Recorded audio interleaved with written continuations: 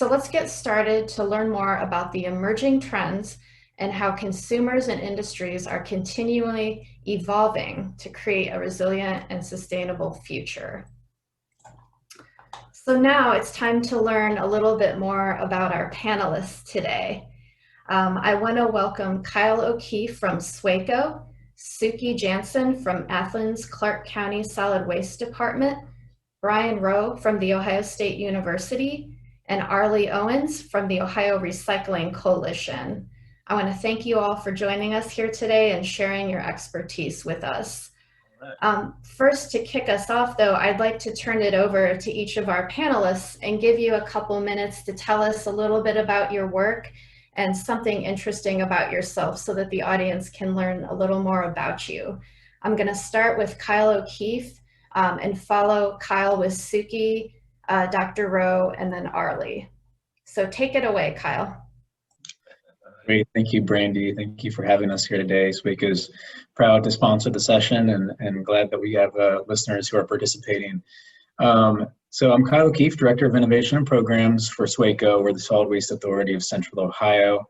Our jurisdiction is really Franklin County. We do own and operate the landfill, the Franklin County Sanitary Landfill, but our real focus is on diverting material from the landfill, keeping it out of the landfill so we can use it as a resource in our community, create jobs, and get benefits from it. We actually have a goal of achieving a 75% diversion rate for Franklin County by the year 2032, and we're currently around about 50%. So a lot of the conversation today ties into a lot of our efforts as well and the impacts on those efforts. So we're excited to talk about it. Thank you so much, Kyle. I'm going to turn it over to Suki next. Hi, thanks for having me. I'm Suki Jansen. I am the Director of Solid Waste here in Athens, Clarke County. Our community, our department is rather small. We only have about 65 employees. We manage a landfill, a recycling division. We have a contract for a processing facility, a center for hard to recycle materials, and we also have our own collections division. So that's how we're organized. We have the oldest processing facility in our state. We're 25 years old. We also have the first center for hard to recycle materials in our state to take some of the odd materials. I've been in Athens in the solid waste department for nearly 17 years now. Prior to that, I worked for Keep Georgia Beautiful.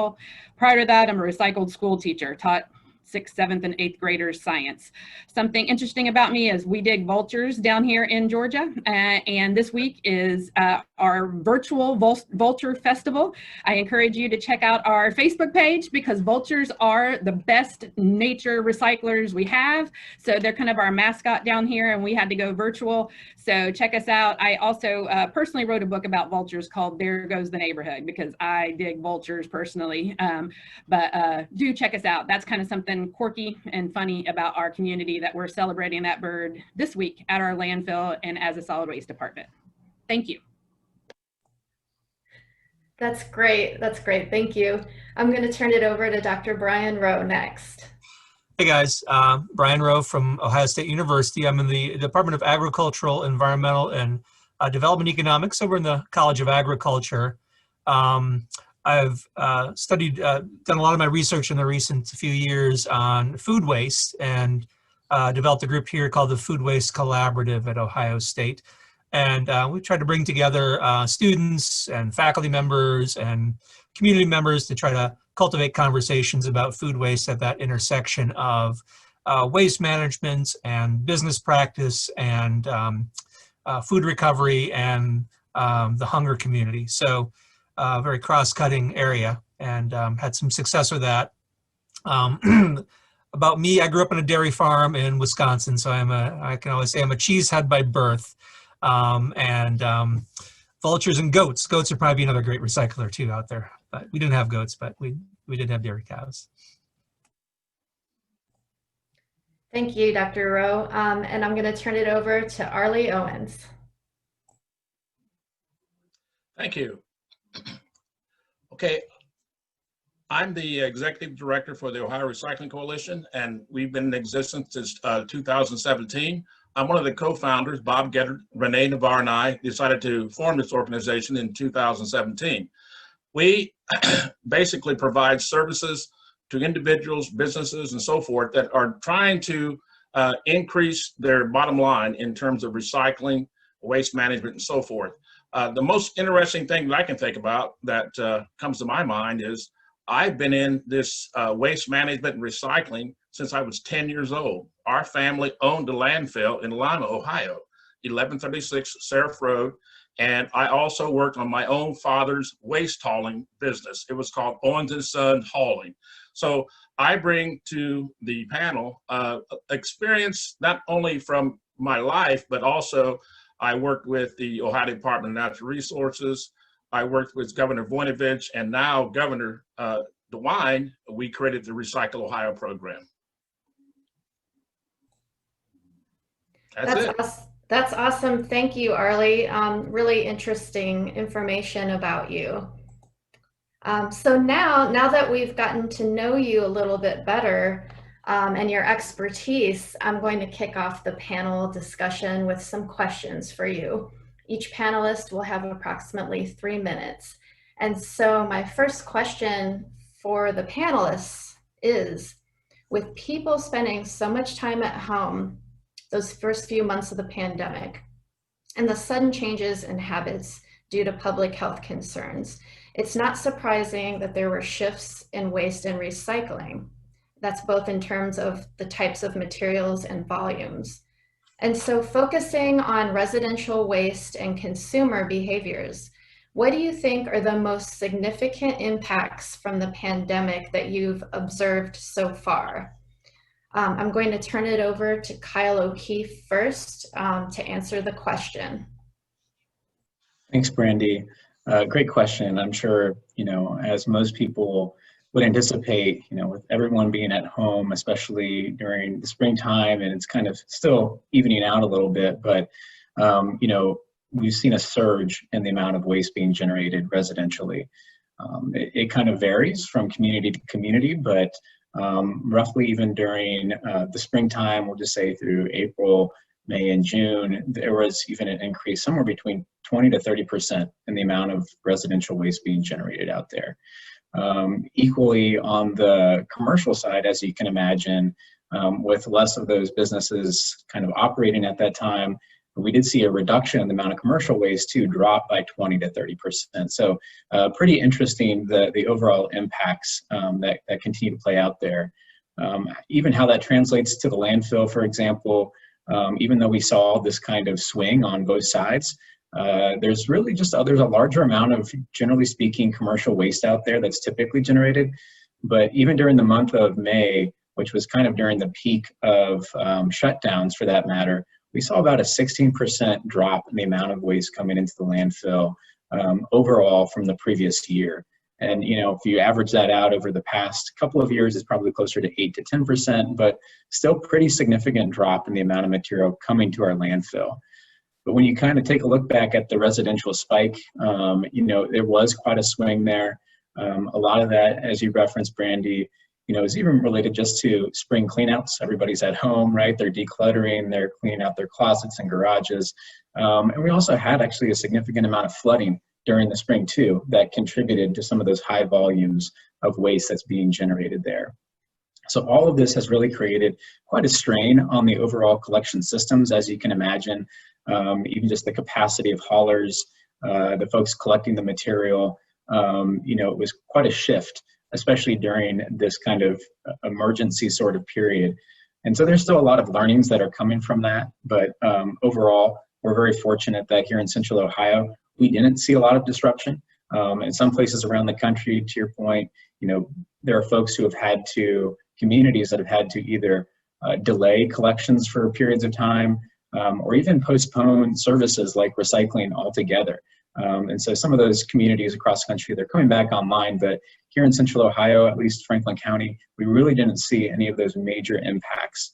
But again, from a material generation standpoint, we did see really peak levels and record levels of participation in drop-off recycling programs, household hazardous waste programs, even donation programs. Everybody was at home and they were trying to do the right thing. So that's a really good sign as well. Obviously, when we're increasing the amount of material we're generating too, we're talking about recycling. We also have the ability to even put more of the things that aren't supposed to go into the recycling bin. So it's really an opportunity to be more mindful about, the practices that folks are doing when they're at home, and how they can participate effectively. SWACO has a lot of resources on how that can be done. We have a website called recycleright.org. It tells you all about how to recycle properly, what to put in your recycling bin, what not to, and then it has a search tool as well. So if you've got things that you need to donate, or hard to recycle materials, you can find a whole variety of different services, options that are out there for you. So just a lot of tips and tools there that we'd recommend people take a look at. The last thing I just wanted to comment on, which I'll just touch on, is really the recycling markets as well. And just to say that, what we saw during the peak of COVID, and we still can see a little bit, is this disruption to the supply chain. And, part of that touches on, recyclable material and the availability of recyclable material to continue to create products. And so really an interesting dynamics that we're seeing develop here, but it's really just highlighting the importance of a resilient circular economy. And I think Ohio has a lot of great things going for it that we can even strengthen that circular economy during these times. Thanks. Great, thank you. I'm going to move to Suki next to respond to the question. Awesome. Thank you. I'm not going to regurgitate more statistics. Across Georgia, we had similar statistics. I wear a hat. I'm the SWANA Georgia chapter president, and many jurisdictions had very similar increases. Some of the jurisdictions even had to stop, like Kyle said, recycling collections or suspend recycling collections and leaf and limb collections down here. So those were suspended for a period of time to divert those staff members to help residential collections. So we saw similar statistics in most municipalities where we increase was 20 to 25% residential waste and a decrease in commercial waste. Specifically here in our community, we did not. We're a college town.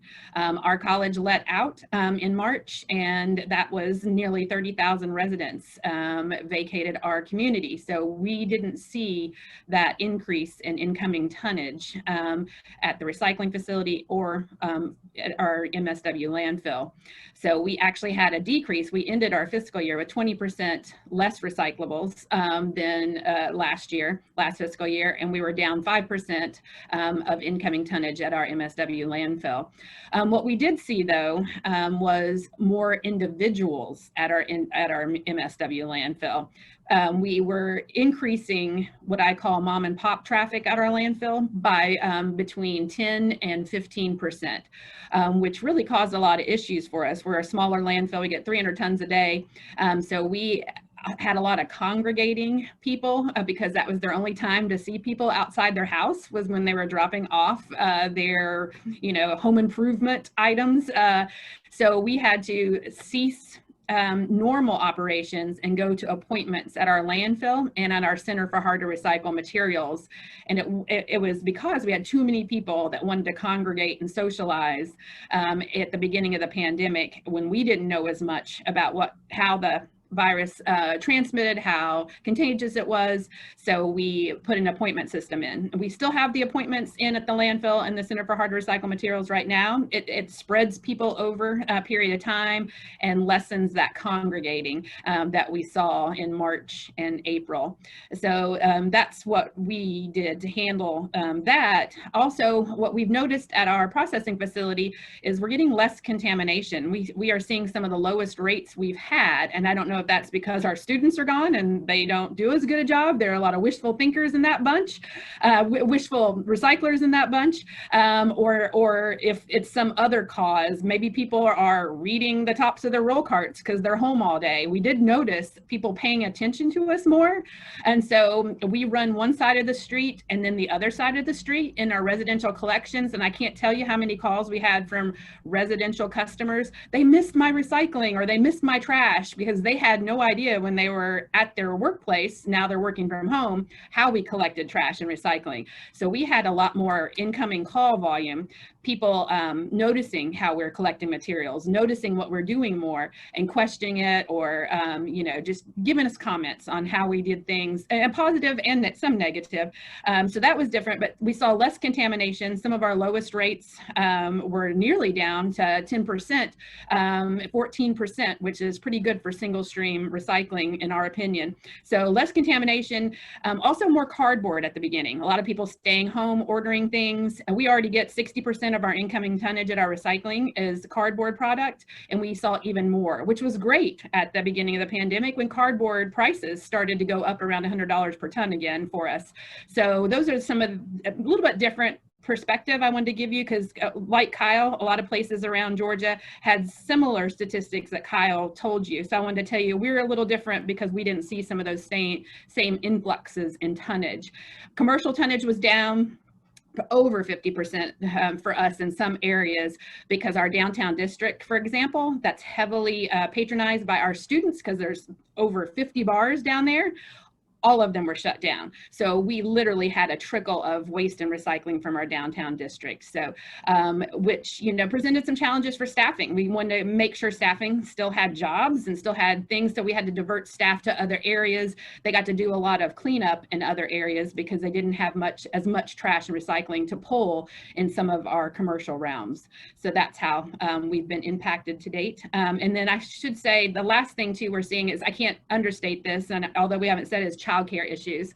We have some single moms, several single mom drivers in our department. And so when our schools went virtual, that really came into light. We had a lot of staffing issues we had to work through. We had another department that actually came on board to set up a camp in childcare just for our department so we could keep people in trucks to pick up trash and recycling. So I can't understate at the beginning that staffing challenges, not due to COVID, but due to childcare, impacted how we did collections in our department and our community. Thank you, Suki. Really interesting dynamics coming into play there, and there's a lot more behind the scenes and a bigger story behind the numbers. So really interesting to hear about those different situations that you've come across during this time. Thank you for that insight.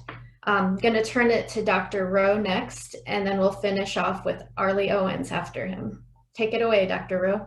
Thanks. Yeah, I focus on the food side of things, and COVID really fundamentally changed the way we interact with our kitchens at home and food generally.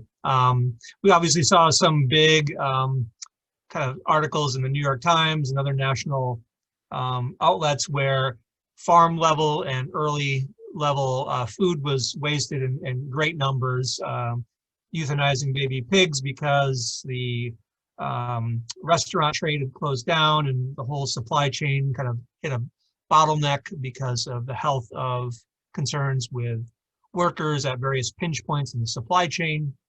So we saw some of that very closer to the farm and closer to the processing level waste of items. And then we saw it also at the distribution level where, again, food service closing down, and so the large size bags could not be easily repurposed to home consumption.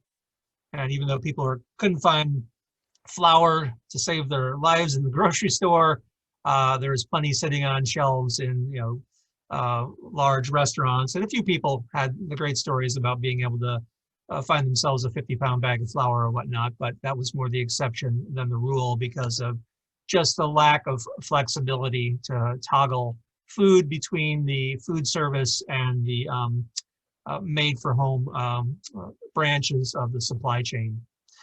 But then once we get to that level in the home as well, there's obviously a lot of big changes.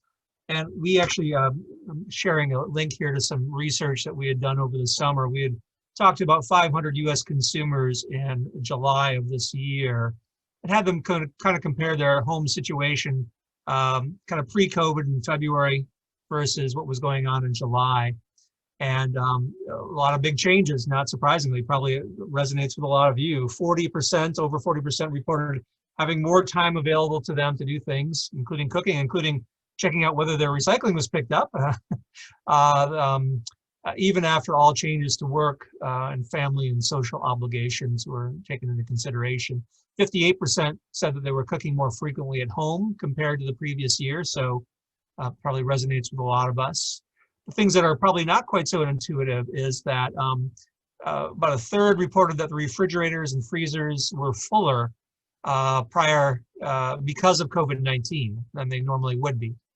And we always worry about that because, you know, when your fridge is full, when your freezer is full, there's going to be items in there that you just forget about, even if you are eating at home more often. So we fear about waste there. And over a fourth added more refrigeration to their home, and about a tenth added another freezer or more freezer capacity to their home. So these are things that are going to have medium to long run implications if we have households that are now able to store a lot more items in terms of refrigeration and freezing. So some interesting potential long run implications there. Now, on the flip side, everybody went through kind of remedial home ec, basically for those who were not essential workers or were not being run ragged in the other direction and having to work considerably more because of this, those who were able to work at home or sadly lost employment during this time. But 50% said that their cooking and food management levels had improved since the onset of COVID-19.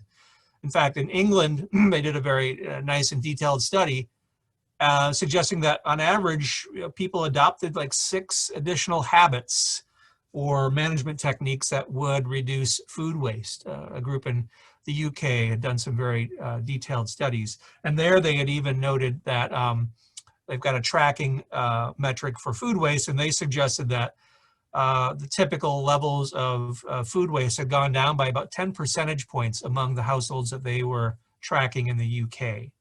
Whether or not that translates to the US case, we're not entirely sure, but I can imagine there's going to be a trade-off in the homes that we've probably gotten better and doing a few of the small things that we might have conjured up from home ec or whatever the modern YouTube version of home ec is now to run our households a little bit more tightly, the kitchens more tightly, perhaps waste a little bit more food. We're eating it more at home more often, so those leftovers might get used up a little bit more frequently. So we're probably on a daily basis wasting less food. But what we've argued in a publication that we've just released into a journal is that it's probably these intermittent waste episodes that are probably ramping up. So when we get around to actually figuring out what we're going to do with all that panic purchase pasta that we have bought back finally in April when we finally could get it delivered or find it in the store, is that somewhere lurking in our cupboards that we're not using right now? Perhaps that's something we can share with someone else. What about that new freezer we just added? Are there things at the bottom of that that might not see the light of day until next February or a year from February that are going to be so freezer burned that we then end up wasting and through a time capsule type of function? On the restaurant side of things, obviously we saw the big losses early on, but then there are also there's less total volume coming out of food service, but they're probably wasting at a higher rate. When I've heard the CEO of Lean Path, they run a management system for the back house of kitchens, suggesting that as volume goes down, there's just less opportunity to rework items, making sure that they can use things efficiently back of house and commercial kitchens. So there's probably less total waste coming out of commercial kitchens, but it's probably at a higher rate.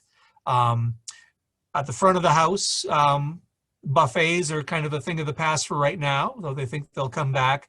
And so people are probably grabbing and going more, so probably less front of the house waste, obviously, because fewer people there, fewer buffets, but people are probably taking that takeout home, and who knows what's happening there, whether it's getting lost in the back of that very full refrigerator, or if they're actually getting used up because people are a bit more thrifty in terms of their household management. So some very interesting dynamics at play right now.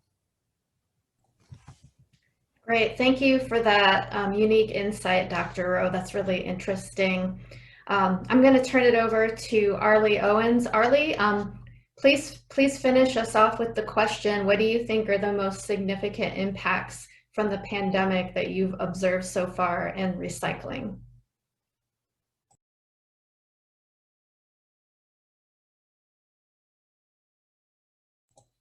And Arlie, you'll need to unmute yourself.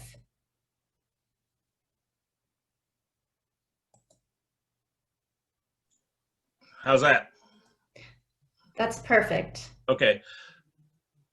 I want to touch on one thing, and I think it's basically everyone is affected by this, and this is what we've seen in the recycling industry and waste management. There has been a big push with all of our workers that are out there hauling the trash, picking up trash, recycling. There has been a fund established called the Sanitation Workers Support Fund. And that's one of the things that we all should be thinking about. And I will send that information on to you, Brandy. I think I did in that document. But that's one of the things I've observed, and I think is very important because personal protection equipment is essential. If you look, and I've done this myself, and I've talked to my good friend, also a colleague, Ken Lewis with Eco Development. He's vice president, sent me some really timely information about what's been happening out there on the not only the local, but Ohio and globally, what's going on with this COVID-19. Well, here's what we got to think about. Those individuals are first responders to the waste and recycling industries. They need to be protected. So this fund was created, and I have that information. OSHA, SWANA, NWRA, and ISRI actually helped create that. So that's something that we need to think about. If you look out, every time you look at, whether today in Reynoldsburg, Ohio, which is where I live, we have our waste collection and recycling. And those men and women out there they're on front line, first responders. So that's one of the things we got to think about right now is that they need to be assisted in any way possible. The other thing that I like to say is that there are some positive things that are going on that we witnessed. And again, Ken Lewis with Eco Development sent me some real timely information, and I'll share that with you real quickly. But there's been an increase in corporate participation and funding for recycling and so forth in terms of recycling partnerships. The recycling U.S. Plastic Pact is something that's upcoming. There's other things that I will touch on, but I think because of the time limitations, I'm going to turn it back over to you so we can get on to the next question. Thank you, Arlie. I really appreciate hearing about that information on the Workers Support Fund as well. We can't forget about our essential workers on the front lines. And you'll notice in the chat that there's a link posted so that you can learn more information about it. So thank you for posting that, Suki. But yes, let's move on to our next question then. Since the pandemic is still in effect, what do you think these impacts mean for residents and businesses? And let's add essential workers to that as well. What types of challenges or concerns remain or could still arise? And what can be done to prevent those, if anything? So now I'm going to turn it over to Dr. Rowe to start us off on this question. Yeah, and I think on the food side of things, I do think there are some opportunities in terms of what this can mean for the challenges that remain. I think a lot of it is we've turned that one corner, but now that we're slowly moving back to normal, will we keep the good and maybe overcome the bad habits that may have set in post-pandemic, at least in the household? So will we keep improving our meal planning, right? People don't want to go to the grocery store and hang out there. And so people have gotten, I think, a lot better at planning their shopping trips, planning out their meals to make sure their shopping trips are quite efficient. And so I think those are good habits. Will that stay? I think that's a very interesting question, because I think that's a challenge that will persist if they can maintain that over time.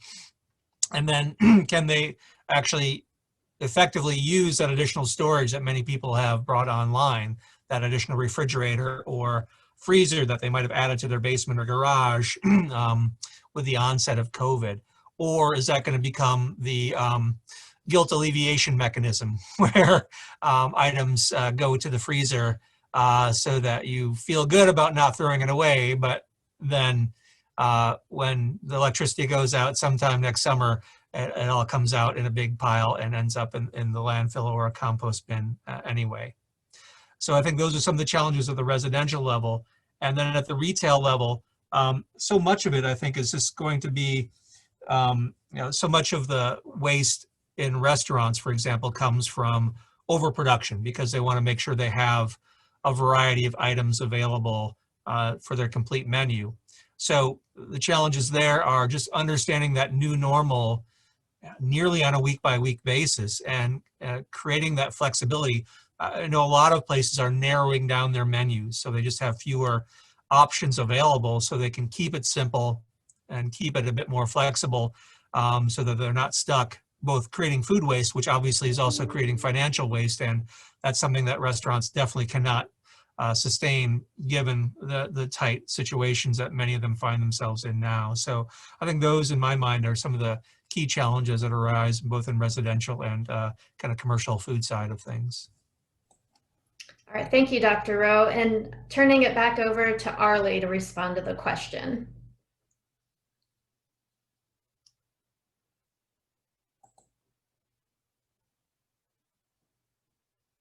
Here, it's very clear that we have to continue this whole entire circular economy in terms of each resident, all businesses still need to participate in recycling, because on the other end of the supply chain, we have companies, organizations, and businesses that are still in business, and they're doing business for one reason.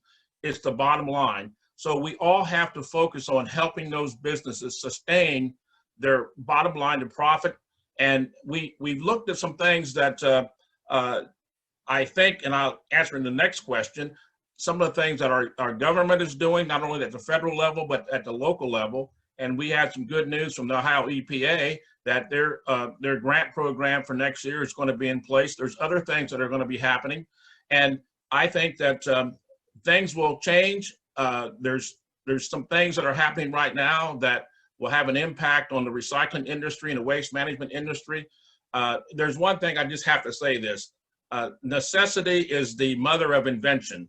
And I'll tell you, that is happening today. There are things going on across the United States and globally that actually will actually spur the increase of recycling, waste management, so that I think we will continue to do that. One of the things I've noticed right here in my own neighborhood, and I've talked to other folks across the United States, people are more inclined now to recycle than they ever have, because they're sort of like a captured audience. You're at home, you're talking, you're watching TV.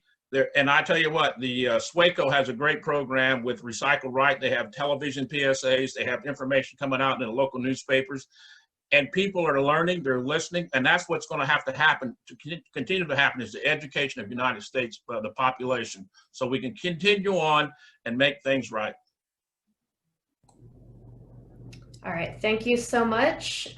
Turning it over to Kyle now to respond. Sure, great points, Arlie and Brian. And I think just with the question itself, I mean, the pandemic is still going on.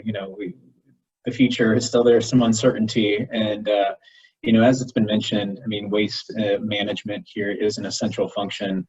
Imagine your trash not being picked up on a weekly basis, right? That would be could be catastrophic, and so we need to make sure that we have that support, and we're very fortunate that we haven't seen those disruptions, but we still need to do our due diligence and our planning and our participation as best as possible.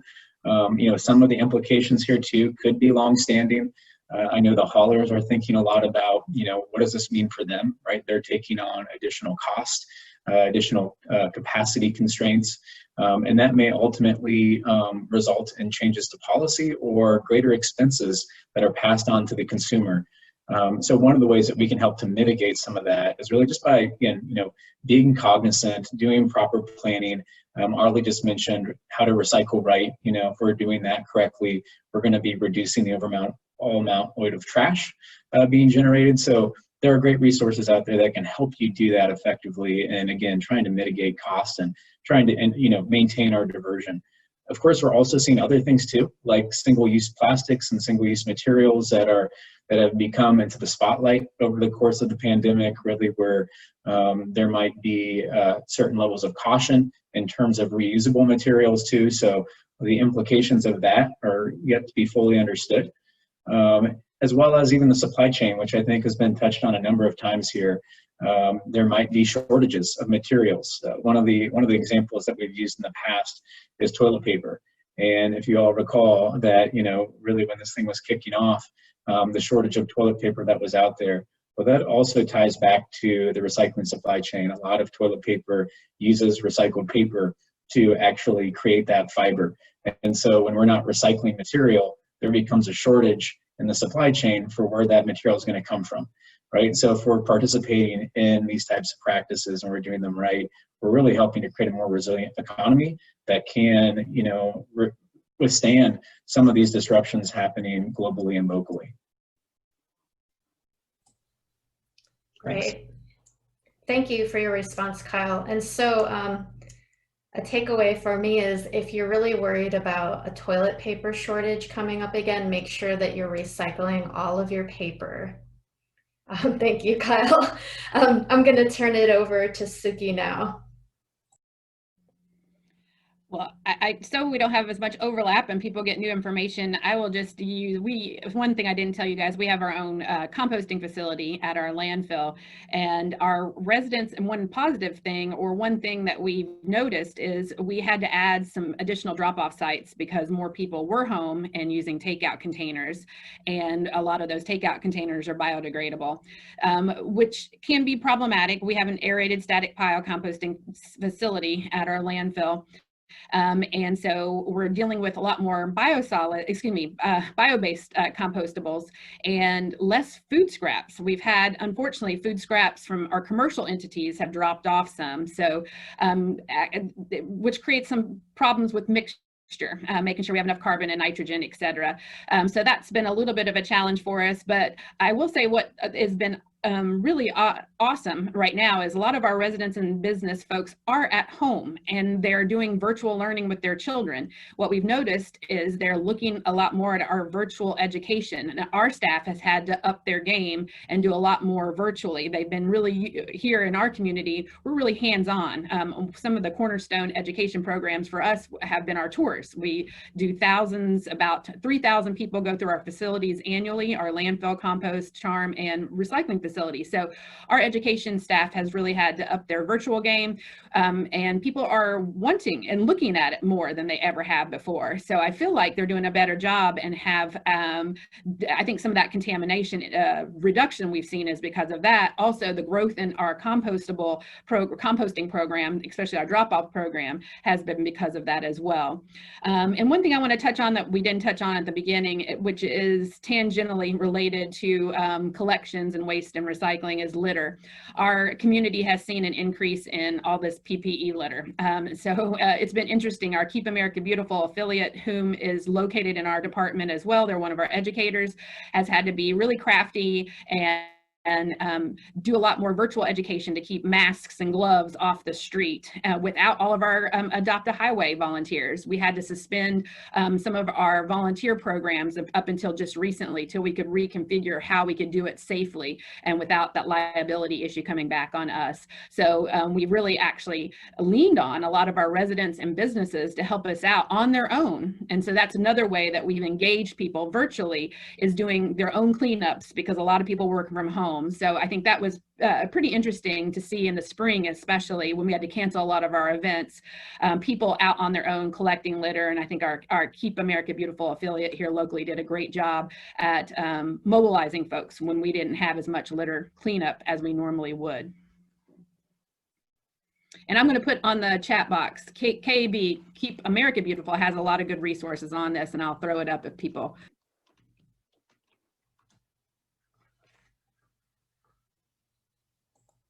Great. Thank you, Suki. I just want to remind everyone, as we're getting close to the end of the session, if you have any questions, please feel free to put those in the chat.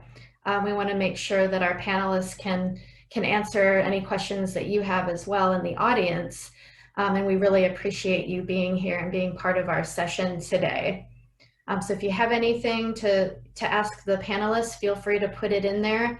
I don't see any questions as of yet posted, So what I'll do is go to a final question here, and then if I could just ask our panelists to keep their answers short, then we can make sure there's still some time if people do have lingering questions at the end. So I'm going to turn it now. Let's see here. Our final question, I'll start with Arlie. Okay. And so while there have been setbacks from the pandemic, and obviously, you know, there's a lot going on in 2020. But what bright spots or lessons? Let's talk about focusing on maybe what's the biggest lesson that we can take away during the pandemic so that we can improve waste management and recycling, whether it's practices, policies, or habits for the better. All right. Well, let me start off by saying one of the biggest setbacks that the United States has had with our recycling industry is China. It started way back in 2017 with the green fence, and there's a timeline which I will share, but it's still going on today. When China closed all their ports, no exports coming in from America, which has a dramatic effect, a devastating effect on our recycling industry. So that's one of the things that we had to overcome, and we're doing that. So here's what we have to do, and this is one of the things that I will touch upon real quickly, and I'll send it to you, Brandy, but the federal EPA's National Recycling Strategy, that was just released last week, and it's a good read, and it talks about what we have to do in order to get us back online with not only the recycling, but also producing materials integrated with recycled materials right here in the good old US of A. So that's one of the things that we'll share. And there's all of the educational webinars that are coming up in 2021 that we need to be thinking about attending, and also looking at what we're doing locally. I checked with Ken down with the Eco Development. They have a no-touch drop-off with expanded polystyrene, styrofoam. Those kind of things that are happening right now across the United States, that we are getting people more involved, and it's basically because we're all sitting at home watching TV, becoming educated. There are so many excellent webinars and workshops that we all should be attending, because we all need to be educated as to what is happening in the recycling and waste management world. So that is one of the things that we have right here in Ohio. Our Congressman Anthony Gonzalez has introduced legislation that's going to help out our industry. So those are some of the things that I just want to touch on briefly, but I will end it there, and you can turn it on to the next speaker, Kyle, I believe. Great. Yes. Thank you, Arlie. Thank you for that information. And we can get more information on the National Recycling Strategy, which is a bright spot that is coming out about waste and recycling and how to manage it better. Kyle, I'm going to turn it over to you now. And I think there's a really relevant question in the chat that you could address in your response as well, from Carolyn Casper. Will we be able to recycle the single-use plastic in the near future? The piles of non-recyclable plastic is appalling. Thanks, Brandy. Yeah, there's not at the moment a lot of great programs for certain single-use plastics. A lot of those plastics, to your point, weren't designed to even be recycled in the first place, or aren't made of materials that really have markets for them. But what I will say is that there is a lot of innovating going on right now, really, in light of this question of, you've heard from Brian where there's, restaurants and food industries even struggling with the supply chains and the amount of waste being generated, and at the home where we're generating far more amounts of material. So, I think there's a lot of opportunity that this is shining a light on the importance of solid waste across the country, the types of policies that we can be improving. And to that matter, even the recyclability of a lot of the things that aren't recyclable today, like the single-use plastics. So, we see those conversations going on, and we are a part of them. And I think we'll see a lot emerge here as a result of this pandemic. But really, I think this is about creating a more resilient solid waste management system. As we know, the circular economy is a big part of Ohio's economy, if you're not aware of that. And I think there's more we can be doing to really drive and support that ultimately. I do think that we're going to see changes to collection contracts across the board in terms of the amount of material that you put out on the street and what that costs people, and ultimately incentives for reducing waste. You know, are there opportunities when you're generating less waste that you pay less, or that there are opportunities to increase your recycling?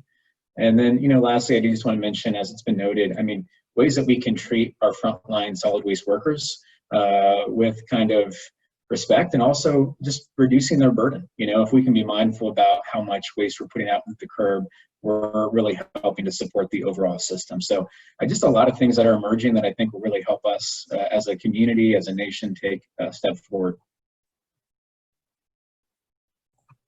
Great, thank you for your insights, Kyle. I'm going to turn it over to Suki next. I know we don't have much time, so I'm just gonna say I think some bright spots for are some of the virtual education and people that we've met, were able to meet all over the United States over the past 8 months. Conferences and connections that I probably wouldn't have otherwise have helped us locally to see what other people are doing. So we've expanded our virtual library, so to speak, which I think will benefit our residents and benefit our recycling and composting in general. Also efficiency. I don't like Zooms for everything, but I think what we've seen is we are helping when we're staying at home and meeting, we're being more sustainable completely. So I think some of that will actually be a positive and carry on beyond the pandemic. And definitely for us, safety. We had to add additional safety that we didn't used to wear masks on the collection. It's been more cost, but I think it's made us aware of other safety aspects and made us safer in general. We had to do more safety meetings than we already did, and collecting trash is in the top 5 most dangerous jobs in the US. So I think maybe one bright spot could be maybe we put safety even more in the forefront than it has been in the past. So that would be also a bright spot, that emphasis, maybe overemphasis, not overemphasis, but more emphasis on safety lately. I think those would be bright spots that I would like people to take away from this. Great, and those are really great points, Suki, especially the focus on worker safety and the need to do that, especially with these essential workers that are out there every day doing this service for our communities. And I think the point about having virtual meetings, although we're a little bit maybe fatigued by a lot of the Zoom meetings, but like the event that we're having today, we're able to bring in folks like you to come in and speak because we're right here on Zoom, so we can hear some of the lessons and best practices from other regions around the nation. So we do appreciate that as well. Brandy, can I share one more thing too? I'll share with you guys on the link, but because I think Arlie has mentioned it so many times, is in June, we decided to really celebrate Waste and Recycling Workers Week more than we ever have, and it was a result of this pandemic. And we did a whole statewide program called I Am Essential and I Pick Up Your Trash. I am essential and I'm a mother. I'm essential and a father. To try to actually, our basic tagline was I'm essential, not invisible, because so many of our people that pick up trash, one reason that it's an unsafe profession is people don't see us even when we're wearing high vis. So we actually did a great kind of PR campaign around the state, had all the municipalities participating in it to bring to light our solid waste essential workers. And I'll share that link with everybody as well. Sorry, I meant to mention that because that came out of the pandemic as well, a bright spot. Great, thank you. If you could just share that, then we can have access to that as well. And finally, I'll turn it over to Dr. Rowe to finish off the questions. If you could take a couple minutes and respond, Dr. Rowe, and then we'll see if there's any more audience questions before we wrap up. Yeah, bright spots. Well, I mean, I think of my mother-in-law. My mother-in-law grew up in post-World War II Germany, right at the depths of, she's 9 years old when the war ended there. And she is the most fastidious person about managing the kitchen or household, sustainable in every sense of the word. And trauma, creates very efficient people. We can think about the folks who survived the Great Depression. Many of them we've lost now, but they were oftentimes among the thriftiest and hence most sustainable among us. Perhaps COVID is creating a new generation of very thrifty, hence sustainable individuals. And it could leave a long and hopefully positive, lasting legacy on sustainability writ large, and I think particularly in our approaches to appreciating and generating our own food, and with that, maybe less food waste. I'll note the system thinking for reducing food waste. We recently part of a panel for the National Academies. So, and I just hit the link there, looking at a systems approach for reducing food waste that's available for people to look, providing some insights about how to think systematically about reducing waste in kitchens and the consumer-facing food sections. Great. And Brian, if I could keep you for a second, following up to the topic of food waste, have we seen at the same time any increase in food donations, especially during this time when we have more people that are unemployed, that are hurting, that could use that food? Have you come across anything that indicates that otherwise, or? I haven't tracked that, but I do know that obviously food insecurity has increased tremendously in Franklin County. The figures for food, the projections for food insecurity in Franklin County have gone from about 175,000 in 2018. And for 2020, the projections through Feeding America are that we're probably going to be looking at another 63,000 people who are food insecure this year. That puts us up to about 238,000 food insecure, with obviously, sadly, a lot of those being kids. So I think there's been some uptick, but I haven't been tracking the numbers on food donations very closely. Maybe others in the call have. I would just comment, this is Kyle, that I know, speaking with some of our local food banks, that they have seen an increased demand, and about 25% increased demand in the request for food support. So, you know, I don't know that necessarily translates to the amount of donations being given, but there certainly is a greater demand right now in our community.